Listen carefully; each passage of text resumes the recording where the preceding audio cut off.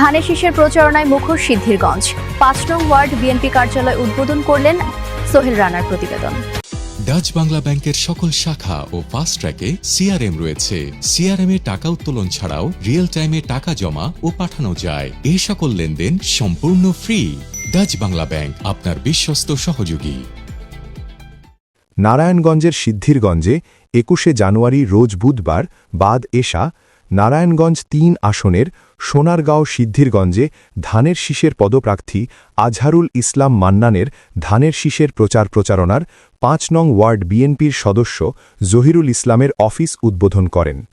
এ সময় উক্ত কার্যালয় উদ্বোধনের অনুষ্ঠানে প্রধান অতিথি হিসেবে উপস্থিত ছিলেন সাবেক নারায়ণগঞ্জ জেলা বিএনপির ভারপ্রাপ্ত আহ্বায়ক মনিরুল ইসলাম রবি।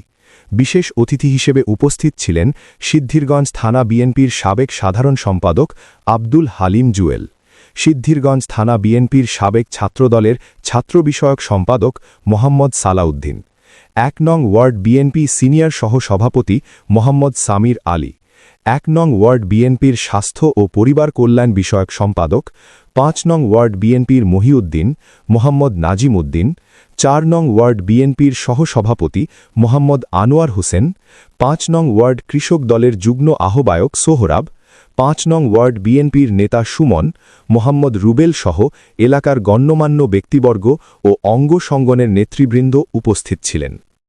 আল্লাহ এই মায়ার জালে আমাদেরকে আবদ্ধ করে তিনি এক এক পৌঁছে দেন।